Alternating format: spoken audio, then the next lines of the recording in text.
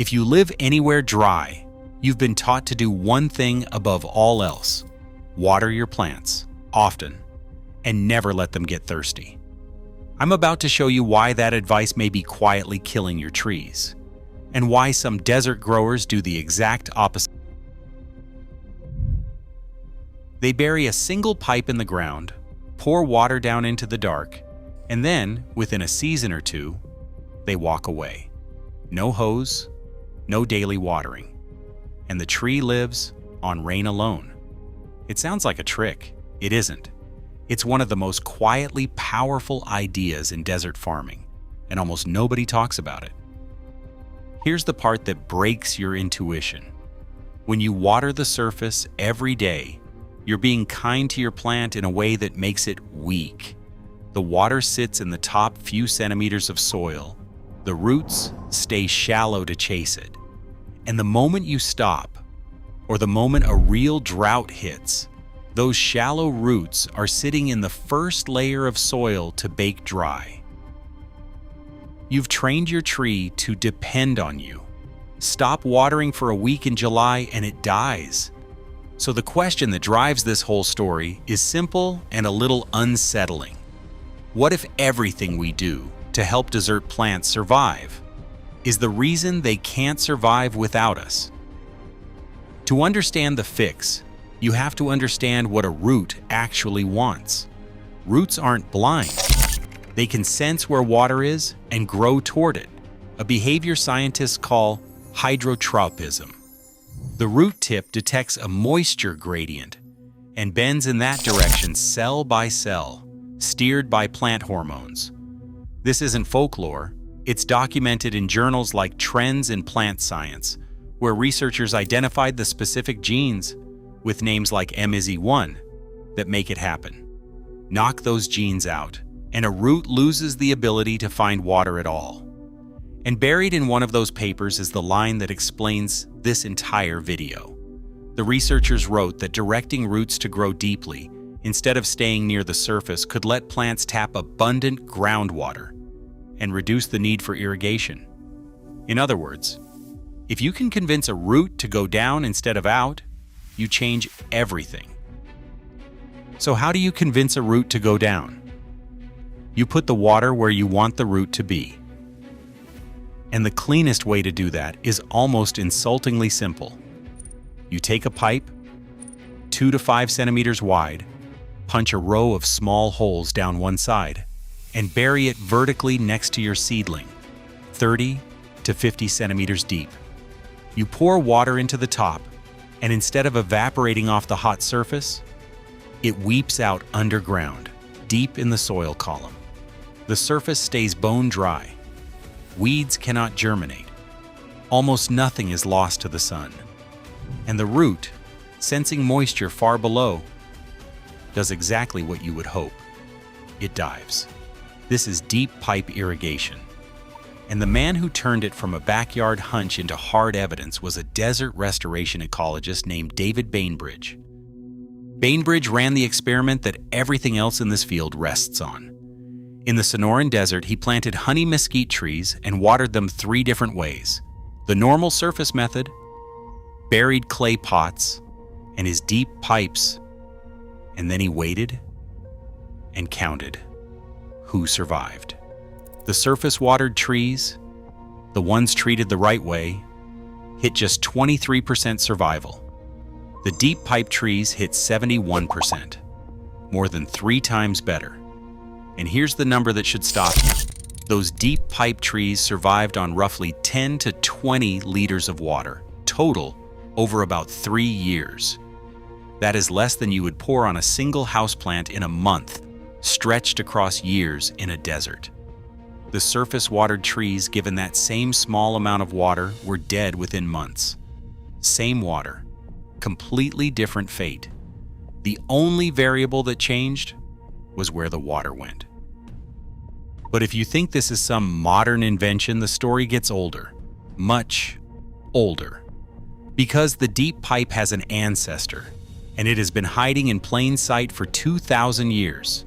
It's the buried clay pot. You take an unglazed terracotta pot, Bury it up to its neck beside your crop and fill it with water. The clay is porous, so water seeps through the walls, but only when the surrounding soil is dry enough to pull it out. The plant, in effect, drinks on demand. No pump, no timer, no electricity, no waste.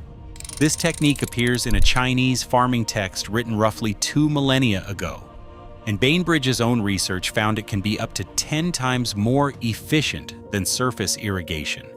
Field trials backed it up in places you wouldn't expect. In Pakistan, seedlings watered this way reached 96% survival against 62% for hand watering. In Kenya, the method saved over 97% of the water used in conventional furrow irrigation. Ancient farmers had quietly solved a problem we still throw money at today. And that's exactly where the modern gold rush begins. Because if something this cheap works this well, someone was always going to try to package it. Enter a Dutch flower breeder named Peter Hoff. Hoff had spent his life growing lilies and tulips, but after watching groundwater levels drop around the world, he sold his bulb company and poured everything into fighting the desert. In 2003, he founded Groisis and invented the water box. Not a pipe, but a donut-shaped reservoir that sits on the surface, catches rain and even nighttime condensation, and wicks it slowly down to the roots. His pitch was bold and unforgettable. He called it Triple 90, 90% less water, 90% survival, 90% cheaper than drip irrigation. Around $2.50 a tree. Hoff's company claims it has since planted over 2 million trees in more than 50 countries. He won awards. He was named a national icon in the Netherlands. The desert, it seemed, had finally met its match.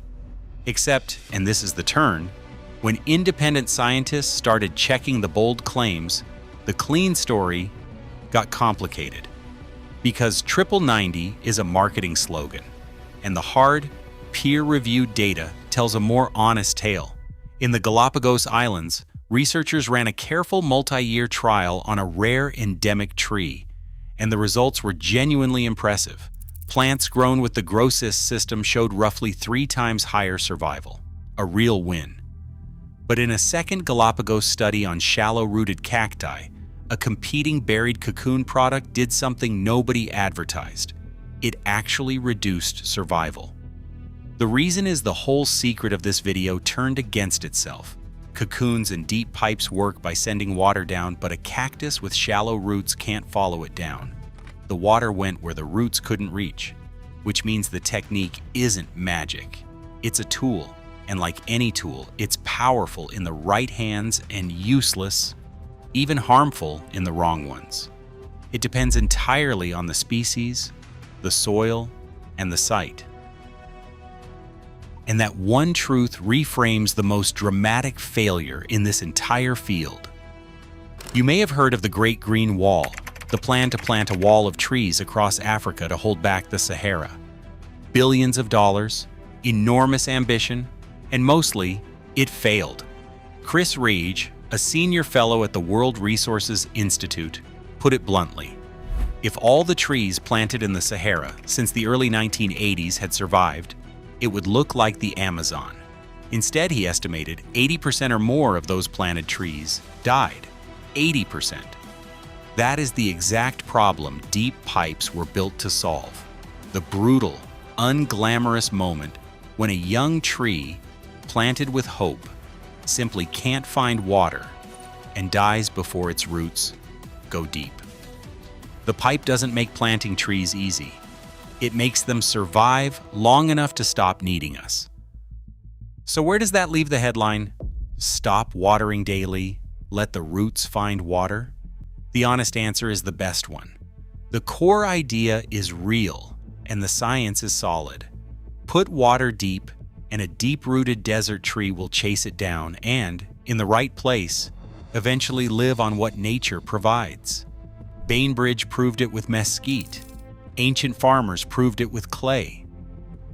What's overstated is the dream of a universal one-season miracle. That part depends on whether there's moisture deep enough for the roots to reach in the first place. And on a hyper-dry site with a water table far below, no pipe can conjure water that isn't there. The most surprising detail of all might be the cheapest one. You don't need a $2.50 engineered box or a corporate carbon project. You need a length of PVC, a drill, and a willingness to do the opposite of what you've been told. Drill the holes, bury it beside your tree, and water down instead of out. Because in the end, this was never really about a pipe. It was about a mistake hiding inside good intentions. The idea that constant care makes things strong, when sometimes it's the steady comfort that keeps them weak. The desert doesn't reward the plants that are watered the most. It rewards the ones whose roots learn to go deep and find their own way. And maybe the most useful thing you can do for something you want to last isn't to give it water every single day. It's to teach it where to look. If you've got a tree struggling in dry ground right now, you already know what to try next, and you might want to start before the next dry season, not during it.